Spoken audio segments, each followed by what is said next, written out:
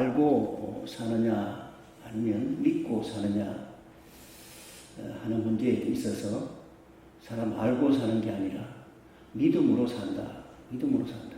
뭘 알고 사는 게 아니에요. 사실은 다 믿음으로 삽니다.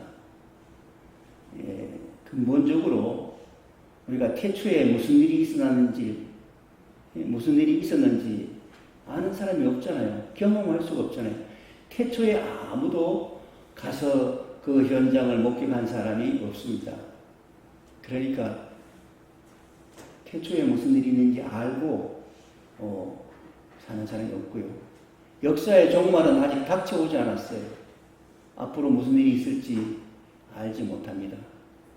그래서 알고 사는 게 아니라 믿음으로 사는 거예요. 믿고 사는 거예요.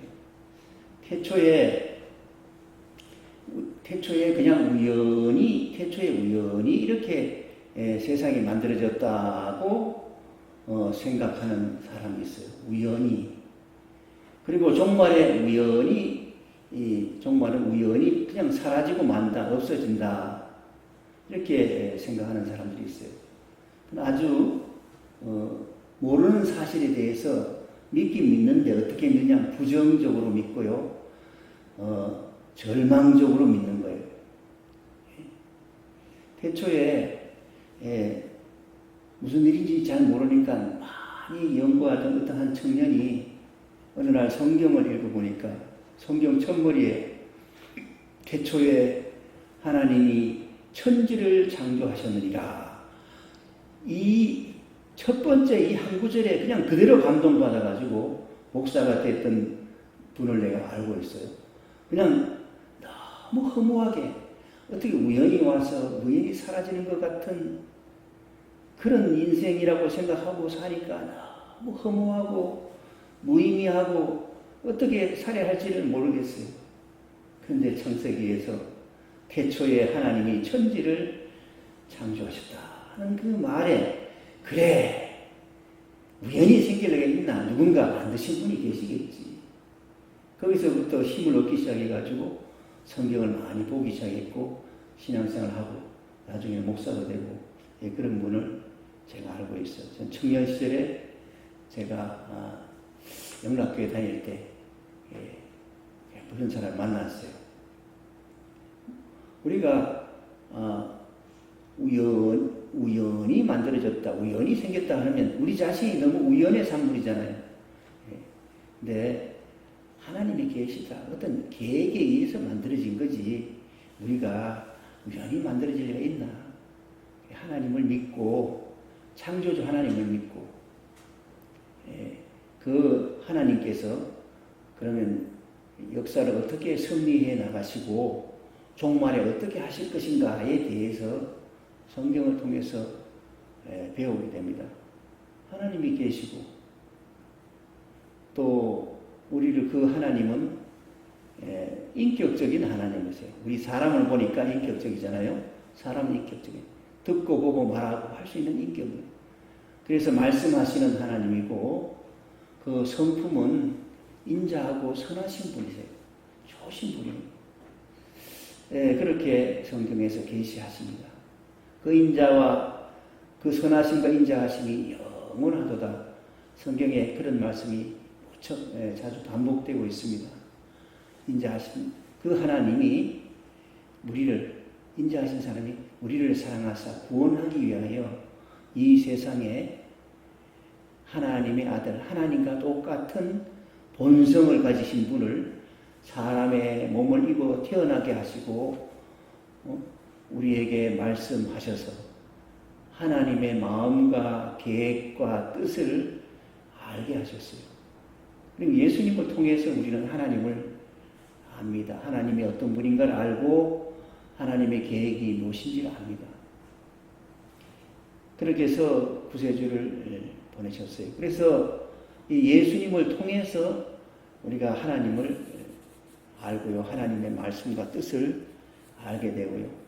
예수님을 통해서 종말에 어떻게 될 것인가에 대해서 아는 것입니다. 믿음으로 아는 거예요. 그래서 사람이 뭘 알고 사느냐, 다 알고 사느냐, 아는 게 조금 있어요. 있기는. 부분적으로 있지만 근본적으로 모르기 때문에 사실은 다 모르는 거예요.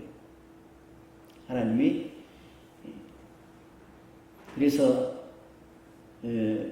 사람은 믿음으로 사는 거예요. 믿음으로 사는데 자 우리가 뭘 믿느냐 이야기할 때 무엇을 뭘 믿느냐 할 때 소망을 가지고 소망에 대해서 믿음이 있어야 되는 거예요. 절망을 믿는 게 아니에요. 소망과 절망의 관점에서 볼 때 소망을 가지는 게 그게 바른 판단이 되는 것입니다. 소극적으로 판단하는 게 아니라 적극적으로 판단하는 것이에요. 긍정적으로 보는 것입니다. 부정적으로 보는 게 아니라 그런 관점에서 우리가 성경을 우리가 설명할 수 있는 거예요. 다른 사람들에게 성경을 통해서 하나님이 계시다는 것과 하나님이 구세주로 보내셨다는 사실을 알 수 있다. 아주 합리적으로 설명할 수 있다 하는 점을 우리가 증거할 수 있습니다.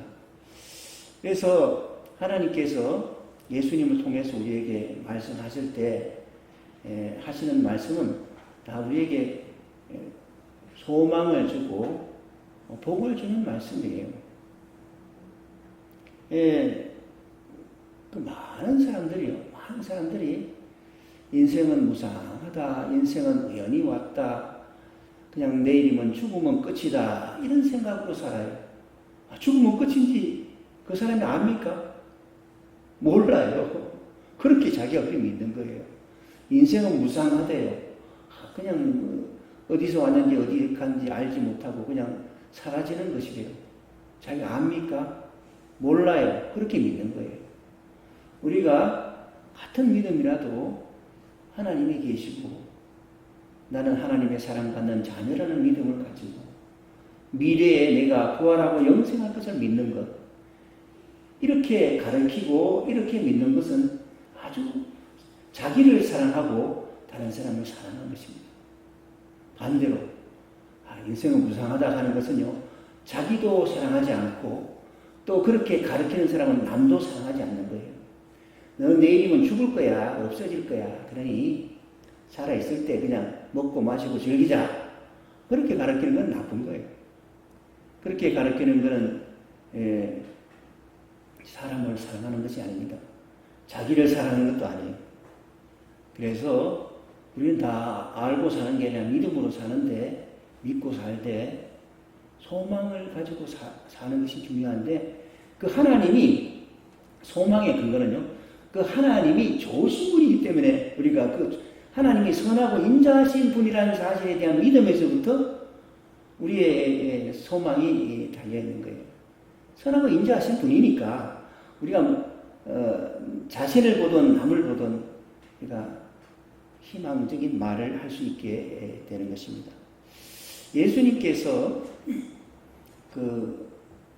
이제 성장 가셔가지고 세례 받으시고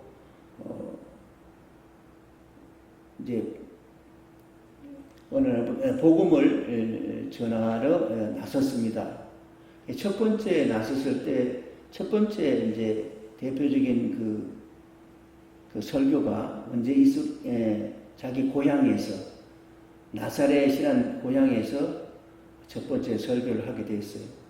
그 설교에 하는 내용 한마디로 말해서 하나님께서 나에게 기름을 부어서 사명을 주셨는데, 기름 부었단 말은 사명을 주셨다는 거예요. 큰 역할을 맡겼는데 사명을 주어서 뭘 하게? 가난한 자에게 복음을 전하게 하시려고. 가난한 자에게 복음이란 말은 기쁜 소식이거든요. 희망적인 소식인 거예요. 낙심하는 소식에는 소식을 전하게 하시려고 나를 보내셨다. 너희들 고향에 계신 여러분들, 내가 바로 하나님이 보낸 구세주요. 오늘 이 말씀대로 그대로 들은 그대로 응답받는 현장입니다. 이렇게 그렇게 설교를 하죠. 그렇게 긍정적인 설교를 하는데 사람들이 대체로 고향 사람들이 믿을 수가 없어서 믿지 않습니다. 저 사람 요셉의 아들 아닌가? 그 어머니 마리아도 있고 말이야. 그 형제도 있잖아. 그런 식으로 눈에 보이는 현실을 가지고 현실에 근거해서 하나님의 사자라는, 하나님이 사명을 주셔서 세상에 보낸 구세주라는 사실을 부정합니다. 그게 이제 그렇게 하죠. 그렇게 했지만 예수님은 수많은 기적과 놀라운 능력을 통해서 계속해서 하나님의 아들이심을, 하나님께서, 창조주 하나님께서 자신을 보냈다 하는 사실을 계속해서 증거하고 계시다가 자기를 믿고 자기의 말을 듣고 따르는 많은 제자들이 생겼습니다. 그 제자들 중에 12명을 사도로 세웠습니다. 여러분, 사도는요, 예수님을 대리해서 예수님의 증인이 되어서 예수가 하나님의 아들이고 세상에 오신 구세주라는 사실을 증거하는 사람이에요. 그런 사람이 되려면 보통 배워서 되는 게 아니거든요. 그래서 예수님께서 기도하시고 12명을 세웠는데 12명을 어떻게 교육시키는가? 요즘 말로 고등학교, 대학교, 대학원, 박사과정을 거치는 식으로 주입식으로 혹은 연구하는 방법으로 이렇게 가르쳐서 교육시키는 게 아니고요. 예수님의 삶의 현장에 같이 함께 동행하게 하십니다. 함께 동행하는 거예요, 함께. 그래서 잠도 같이 자고 먹을 거 같이 먹고 기적의 현장에도 같이 보게 하고 말씀도 직접 듣게 하고 이렇게 교육하는 거예요. 그래서 예수님이 고생하실 때 같이 고생하고 예수님이 영광 받을 때 같이 영광을 받는 그런 삶의 현장을 끝까지 따라다니면서 이 사도들은 이분이야말로 정말 세상에 오신 하나님의 아들이요 구세주라는 사실을 알게 하는 거예요. 그렇게 교육시키는 거예요. 그래야지 예수님의 증인이 되죠. 나는 봤다. 나는 같이 먹고 마시며 살았다. 나는 들었다. 그렇게 해서 나중에 이 사도들이 예수님의 증인이 되기 위해서 예수님이 세상에 오신 하나님의 아들이라는 걸 증인이 되기 위해서 자기 목숨을 걸고 증거하다가 많은 사람이 순교당합니다. 목숨을 걸고 증거하는 거예요. 나는 봤다. 그렇게 증언하는 거예요. 그래서 이들의 증언이 그냥 증언이 아니라 진실한 증언이라는 사실을 많은 사람들에게 보여주었습니다.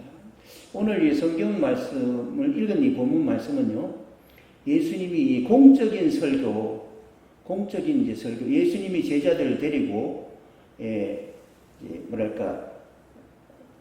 산에서 내려와가지고 평지를 쭉 이렇게 걸어가시니까 수많은 사람들이 따랐어요. 예수님을 추종하는 사람들이. 첫째는 몸에 병도 고치고 말씀도 듣자고 따랐던 거예요. 예수님은 모든 병자를 고쳤거든요. 아니 지금 20세기지만은 모든 환자를 다 고치는 의사가 있습니까? 그런 의사는 없어요. 다 전공 분야가 있어가지고 수술을 하고 뭐 어떻게 해가지고 어떻게 나오면 좀 잘 됐습니다. 안 나오면 좀 더 해봅시다. 뭐 그런 의사는 있어도 말씀으로 즉각 손을 얹어서 즉각 낫게 하는 의사가 어디 있습니까? 이런 걸 통해서 하나님의 아들이라는 것을 증거하시는 거예요. 그 현장에 예수님의 12제자들이 따라다닙니다. 그걸 보는 거예요. 그걸 보고 그래 따라다니는 사람들이 주로 어떤 사람들인가 하면 주로 병든 사람도 많고 또 가난한 사람도 많고 또 예수님을 따르는 12제자들도 사실은 가난하죠. 그들이 뭐 예수님을 따랐으니 무슨 수입이 있겠어요? 먹을 것, 입을 것 다 하나님이 공급해 주시는 것을 기다리며 살아야 하는 상황이었어요. 가진 게 아무것도 없는 가난한 사람들이었습니다. 그래서 예수님이 딱 평지에 서니까 사람들이 모였을 때 설교를 하게 되는데 첫 번째 공적인 설교를 하는데 첫 번째 그 설교의 내용이요. 설교 내용이 뭐냐? 예수님의 설교 내용은 복음을 전해서 사람들을 구원하는 거예요. 죽음에서 구원하고 부활과 영생을 얻게 하는 것. 하나님의 나라에 들어가게 하는 것. 이게 예수님의 설교의 주제입니다. 하나님의 나라에 들어가게 하는 것. 근데 하나님의 나라에 들어가게 하는 설교를 하는데 어떻게 설교하느냐 이게 중요하죠. 그래서 예수님은 설교하실 때 성경의 기록은 이게 전부 다 한꺼번에 되어 있지만은 다 그때 상황이 있습니다. 그때 때가 있고 상황이 있고 어떤 경우가 있는 거예요. 또 듣는 사람도 다 그 대상이 달라요.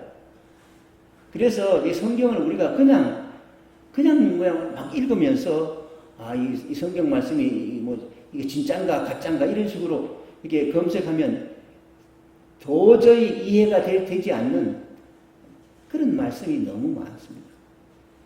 예수님은 때때로 이렇게 말씀을 전하실 때 사람들의 수준을 고려해가지고 알아듣기 쉽게 비유를 통해서 말씀을 하실 때가 많아요. 비유를 통해서 자기 제자들한테는 직설적으로 말씀을 하시는데 가까운 제자들은 공적으로 나가시면 주로 비유들로 말씀하시는 거예요. 씨 뿌리는 비유, 진주의 비유, 잡초, 옥토의 씨앗이 어떻게, 어떤 거는 자라고 어떤 거는 어떻게 다 말라 죽는가 하는 그런 비유도 있고, 여러 가지 비유를 많이 드십니다. 비유적으로 이야기하세요. 비유적으로 이야기하는 걸 진짜 그런가 하고 알아들으면 잘못 알아듣는 거죠. 사람들의 수준을 고려해서 이렇게 말씀하시고 대상에 따라서 말씀을 달리하십니다. 제가 오늘 그 주보에, 저 주보에 보면 잠언 말씀을 몇 개 실어놨습니다. 어떤 말이 좋은 말인가? 예수님이 어떤 말씀을 어떤 식으로 하셨는가? 잠언에서 정한 하는 말씀과 거의 비슷해요. 여러분, 잠언, 첫 번째 말씀, 잠언 12장 25절 말씀을 우리가 같이 한번 읽어보겠습니다. 근심이 사람의 마음에 있으면 그것으로 번뇌하게 되나 선한 말은 그것을 즐겁게 하느니라. 마음속에 근심이 있으면 걱정 때문에 근심하며 걱정하며 번뇌한다. 마음에 범인이 많은 거예요. 머릿속에 범인이 많은 거예요. 그런데 선한 말은 그 번뇌하는 그것을 번뇌하게 된 근심을 변해서 즐겁게 하게 한다. 선한 말은 즐겁게 하는 거예요. 선한 말은 상대방을 하여금 위로하고 격려하고 소망을 가지게 하는 거예요. 그래서 너는 잘 될 거야. 지금 어려워. 그게 더 복이야. 그게 더 너한테 유익한 거야. 이렇게 그런 말을 들어서 위로받고 격려받으면 그게 선한 말이 되는 것입니다. 또 밑에 한 절 더 보겠습니다. 잠언 15장 23절 사람은 그 입의 대답으로 말미암아 기쁨을 얻나니 때에 맞는 말이 얼마나 아름다운고. 그때 때에 맞는 말이 중요한 거예요. 아무 때나 갖다 쓰면 되는 게 아니에요. 아무리 좋은 말도요, 시간과 장소를 잘못 선택하면 좋은 말이 안 될 수가 있어요. 그거 원래 유명한 말인데, 아무리 유명한 말이라 할지라도 때와 장소에 따라 맞춰 써야 하는 거예요. 그래서 때에 따라 적합한 말이 아름답다.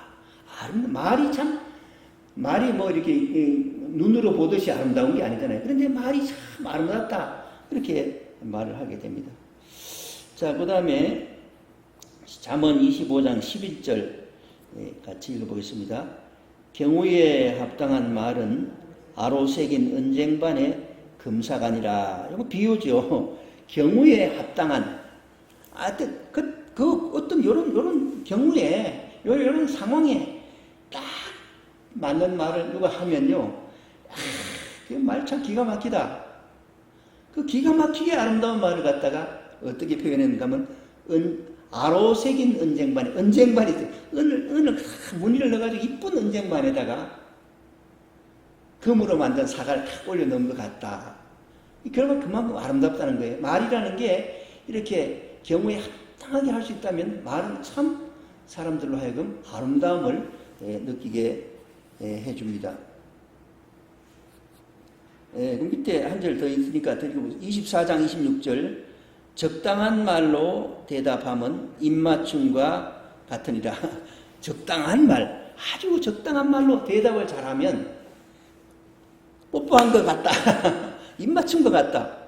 그렇게 말씀을 하고 있습니다. 이 말이라는 게 그만큼 중요한 거예요. 사람을 사랑한다는 것은요, 사람에게 낙심한 사람에게 낙심해서 어떻게 할지 모르고 그래 네 말이 맞아, 어쩔 수 없다, 그냥 낙심할 수밖에 없다, 이렇게 공감하는 게 아니라요. 사람을 사랑한다는 말은 공감하는 게 아니라, 아니야, 소망을 주면 격려하는 거예요. 아니야, 너 할 수 있어. 고생했겠다. 그래, 너는 할 수 있어. 잘 될 거야. 소망을 주는 거예요. 격려하고 소망을 주는 말을 하는 거예요. 같이 푹 빠지는 게 아닙니다. 같이 푹 빠지는 게 아니라 격려하고 소망을 주는 말이에요. 우리 예수 믿는 사람은 누구를 만나든 간에 우리가 믿는 바 소망, 하나님과 하나님의 사랑과 그런 말미암아 내가 부활하고 영생할 것에 대한 소망, 이런 소망의 말을 다른 사람에게 전해야 돼요. 많은 사람들이 인생은 무상하다, 죽으면 끝이다, 절망하고 낙심하고 우울하게 살 때 아니야. 하나님이 계시잖아. 하나님은 좋은 분이야. 하나님 우리를 사랑하시는 분이야. 하나님은 구세주까지 보내셨어. 예수님을 통해서 우리에게 말씀하시기를 우리는 다 부활하고 영생을 얻을 거라 그랬어. 하나님 나라에 갈 수 있을 거라 그랬어. 이런 위로의 말, 격려의 말, 소망의 말을 해주는 것이 상대방을 사랑하는 것입니다. 상대방의 절망에 같이 동참하는 게 아니에요. 사랑하는 게 아니에요.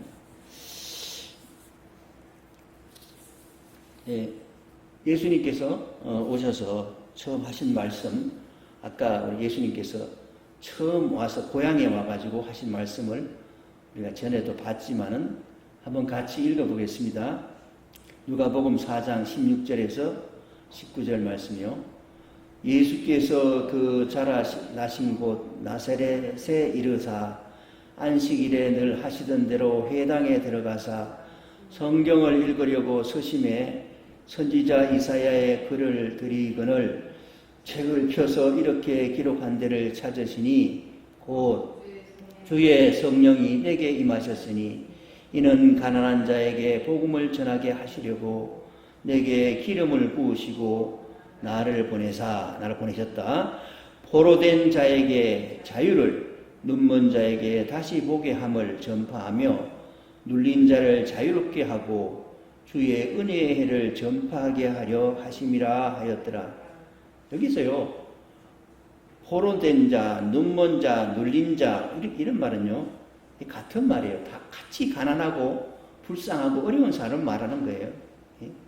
그리고요, 이들에게 보게 하고 자유롭게 하고 이렇게 하는 건 다 같은 말이에요. 이들에게, 가난한 자에게 기쁜 소식을 전하려고 하나님께서 나를 보내셨다. 이 절망에 가득 찬 사람들에게, 인생에 힘, 소망이 없는 사람들에게, 인생을 부정적으로 보고 그리고 우울하게 사는 사람들에게 불멸의 소망, 꺼지지 않는 소망을, 그 소망의 말씀, 그 말씀을 주려고 오셨다 하는 말씀이에요.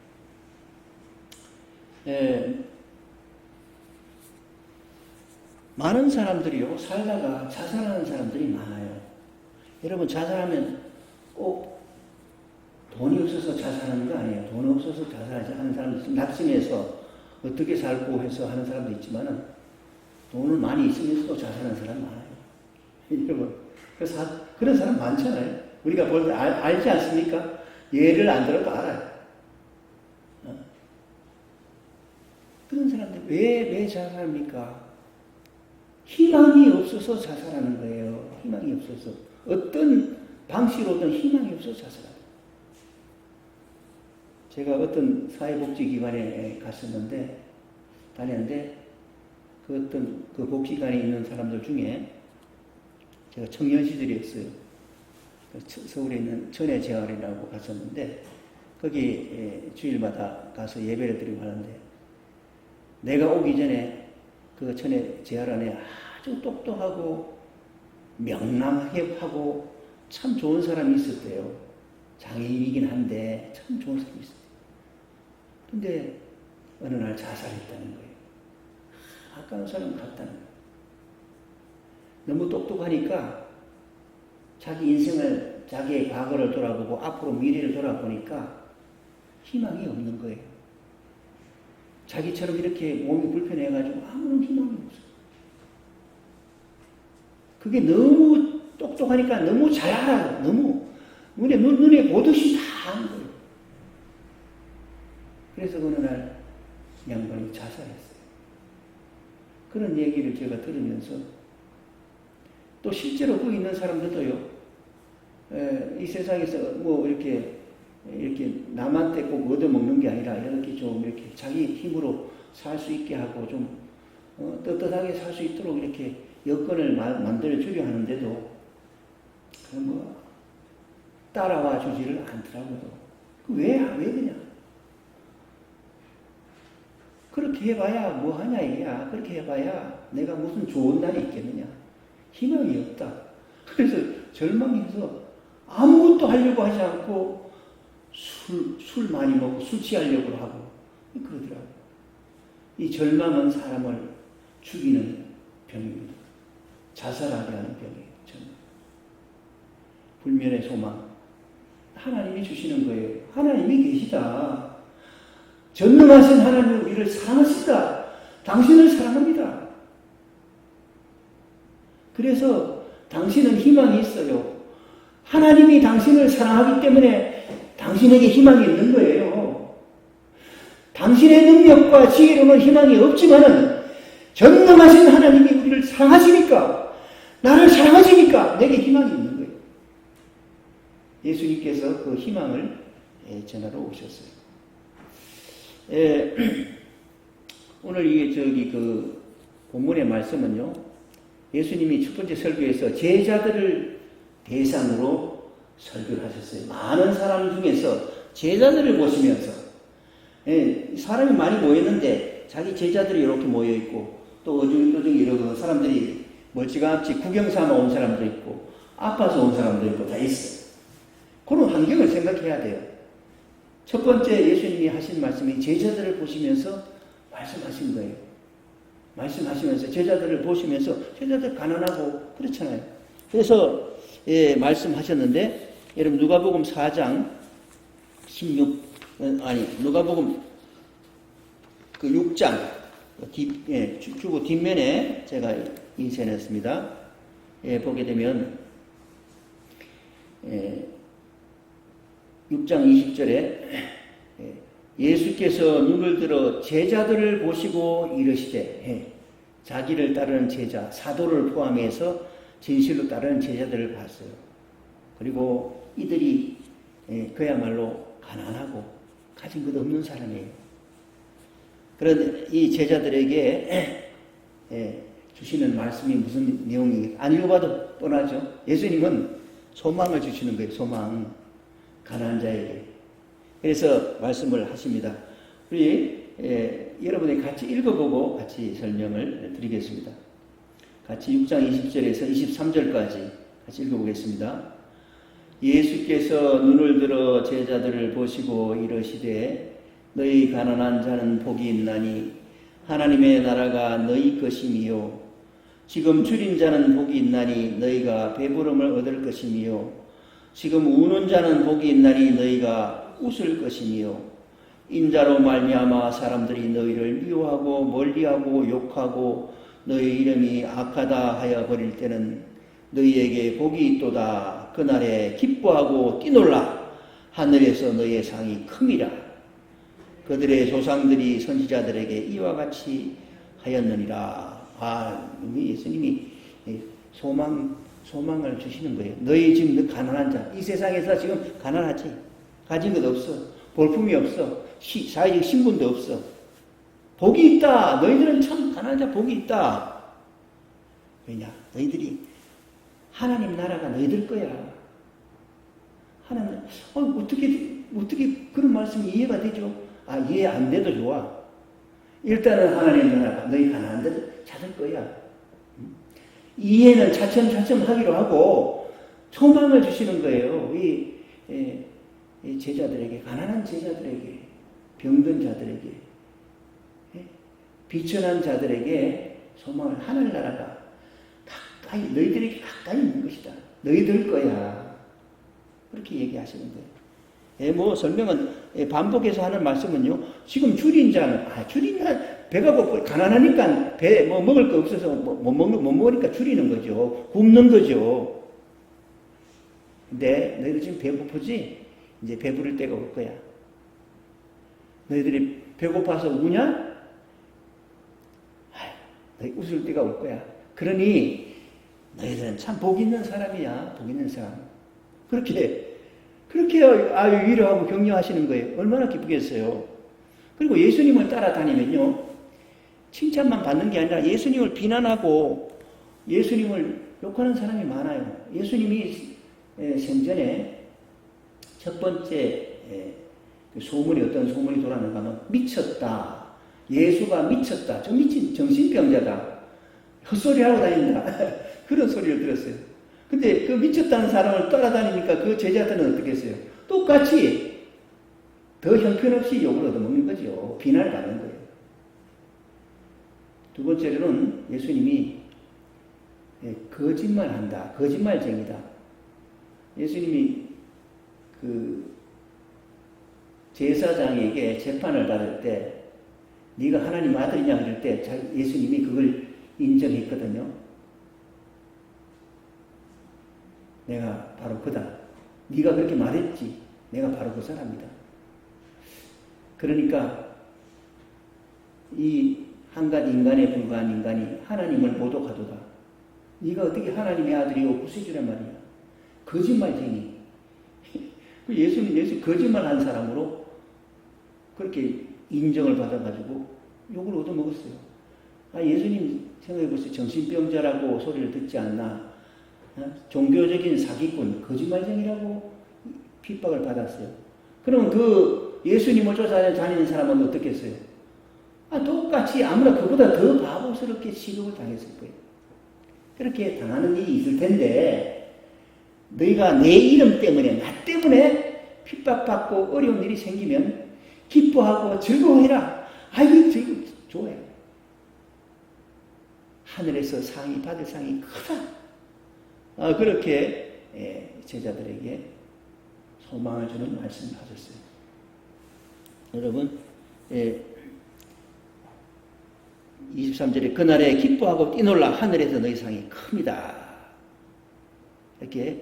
이렇게 첫 번째 제자들에게 설교를 하십니다. 가난한 자에게, 낙심한 자에게, 절망한 자에게 소망을 주시는 말씀이에요. 두 번째로 그 중에 유력한 사람, 잘 나가는 사람이 있었어요. 예수님 가까이 있는 것보다 멀찌감치 떨어져 있었겠죠. 그런데 그 사람들에게는 그러면 어떤 말씀을 하시는가? 경고하는 거예요. 경고. 너희 부자들 조심해. 그렇게 오만하고 그렇게 옆에서 죽어가는 사람이 있어도 돌보지도 않고 그렇게 매정하게 그렇게 사는 너희들 정말 조심해야 돼. 경고한다. 경고. 그런 말씀 하시는 거예요. 자, 같이 읽어보겠습니다. 24절에서 26절. 그러나 화 있을진저 너희 부유한 자여 너희는 너희의 위로를 이미 받았도다. 화 있을진저 너희 지금 배부른 자여 너희는 줄이리로다. 화 있을진저 지금 웃는 자여 너희가 애통하며 울리로다. 모든 사람이 너희를 칭찬하면 화가 있도다. 그들의 조상들이 거짓 선지자들에게 이와 같이 하였느니라. 너희가 이미 부자가 되어서 아주 즐겁게 사는 것 같아? 너희 위로 다 받았어. 언젠가는 화가 있을 거야. 배불러 지금? 언젠가 굶주릴 때가 올 거야. 너희가 웃어? 언젠가 애통하며 슬프게 울 때가 올 거야. 너희들을 다 세상 사람들이 칭찬하냐? 화가 있어. 거짓한 진짜 참 선지자에게 칭찬하는 게 아니라 거짓 선지자를 칭찬하는 경우가 많아. 이렇게 말씀하신 거예요. 이게 저주를 퍼붓는 게 아니라 경고하는 것입니다. 경고. 예? 낙심한 자에게 소망을 주시고 오만한 자에게 경고를 통해서 결국은 회개하고 믿음으로 하나님께 나와서 하나님의 자녀로 살기를 바라시는 거예요.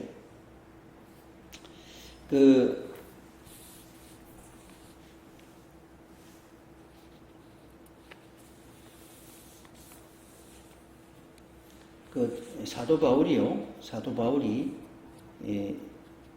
부자에 대해서 경고하는 말씀을 돈에 대해서 이런 말씀을 하는 게 나옵니다. 주보에 실지는 못했습니다만은 디모데전서 6장 7절에 보게 되면 그런 말씀이 있습니다. 우리가 세상에 아무것도 가지고 온 것이 없음에 또한 아무것도 가지고 가지 못하리니. 그렇죠? 아무것도 가지고 온 거 없어요. 올 때 빈손으로 왔잖아요. 그리고 빈손으로 갈 겁니다. 그러니 우리가 뭘로 좋게 해야 되냐? 먹을 것과 입을 것이 있은즉 족한 줄로 알 것이니라. 먹을 것 입을 것 있으니까 그걸로 만족해라. 사람의 욕심이란 것도 없다.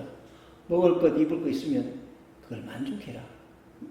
이게 사도 바울이요 자기 후임 목회자 디모데에게 하는 말이에요. 디모데에게 그런 말하는데 먹을 거 입을 거 있으면 만족해라. 부하려 하는 자들은 시험과 올무와 여러 가지 어리석고 해로운 욕심에 떨어지나니 부자가 되려고 잘 살아보려고 뭐 어떻게 잘 살아고 하게 되면 어떤 일이 일어나느냐? 시험과 여러 가지 올무에 빠져서 그런 욕심에 어리석기도 하고 해로운 욕심에 떨어져 가지고 곧 파멸과 멸망에 빠지게 된다. 너무 부자가 되려고 너무 밤낮 고심하고 그렇게 하면 파멸한다, 멸망한다. 그렇게 설명하면서 돈을 사랑함이 일만 악의 뿌리가 된다. 돈을 사랑하는 것은 만가지 악의 뿌리가 된다. 돈 사랑하지 마라. 이 말이에요. 이것을 돈을 탐내는 자들은 유혹을 받아가지고 믿음에서 떠나가지고 많은 근심으로 자기를 찔렀도다. 돈을 사랑하게 되면 하나님을 떠나게 됩니다. 하나님과 재물을 함께 섬길 수가 없어요. 재물을 너무 사랑하면 하나님은 뒷전이 되는 거예요.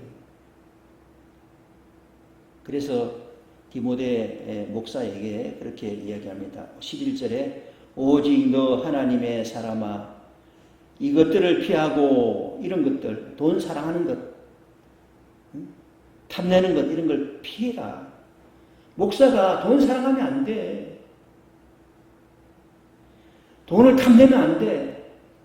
돈하고 관계없이 하나님 말씀을 순종하며 가르쳐야지. 이것들을 피하고 의와 경건과 믿음과 사랑과 인내와 온유를 따르며 뭔가 좋은 것, 고상한 것, 아름다운 것 그런 것을 따라야 된다. 그리고 이 믿음을 지키기 위해서 선한 싸움을 싸워라. 믿음을 지키기 위해서 선한 싸움을 싸워라. 이 소망을 잊어버리게 하는 모든 것들과 싸워라. 그리고 영생을 취하라. 영원한 생명, 그것을 붙잡아라.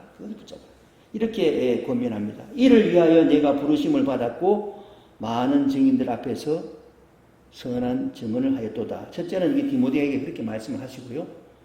두 번째로는 이렇게 한 권면은 주보에 실었습니다. 6장 17절부터 같이 읽어보겠습니다. 부자들에게는 이렇게 가르쳐라. 어떻게? 17절부터 읽겠습니다. 내가 이 세대의 부한 자들을 명하여 마음을 높이지 말고 정함이 없는 재물에 소망을 두지 말고 오직 우리에게 모든 것을 후히 주사 누리게 하시는 하나님께 두며 선한 일을 행하고 선한 사업에 부하고 나눠주기를 좋아하며 동정하는 자가 되게 하라. 이것이 장래에 자기를 위하여 좋은 터를 쌓아 참된 생명을 취하는 것이다. 그렇게 가르쳐라. 너도 그렇고 이 세상에 부자가 되기를 원하는 사람들에게 마음을 교만하게 하지 말고 정함이 없는 재물에 소망도 두지 말게 해서 하나님께 소망을 두고 살아라. 여러분 사는 게 중요한 거죠. 그리고 하나님 나라에 들어가는 게 중요한 거예요. 영생을 얻는 게 중요한 거죠. 죽으면 무슨 소용이 있어요. 아무런 의미가 없는 거예요. 불멸의 소망은 우리가 하나님 나라에 들어가는 것이고 영원한 생명을 얻는 것입니다. 영생의 소망을 우리가 바라보면서 끝까지 믿음을 지키고 선한 싸움을 싸워서 하나님이 우리에게 허락하신 영원한 생명과 하나님의 자녀의 복을 다 누릴 수 있는 우리 모두가 되어야 할 줄 압니다. 그런 축복이 우리 모두에게 있기를 주님의 이름으로 축원합니다. 기도하겠습니다. 하나님 아버지 고맙고 감사합니다. 오늘도 귀한 말씀을 듣고 낙심한 마음에 소망을 갖게 하시고 위로받고 격려받게 하시니 감사합니다. 우리의 소망은 하나님께 있습니다. 하나님 우리를 사랑하심으로 우리는 내게 능력 주신 자 안에서 모든 것을 할 수 있습니다. 아버지 하나님, 낙심할 수밖에 없는 이 현실 속에서도 항상 소망을 가지게 하시고 씩씩하게 인생을 살아서 하나님의 이름에 영광을 돌리게 하시고 우리의 인생이 영원토록 복되게 하옵소서. 예수 그리스도 이름으로 기도하옵나이다. 아멘.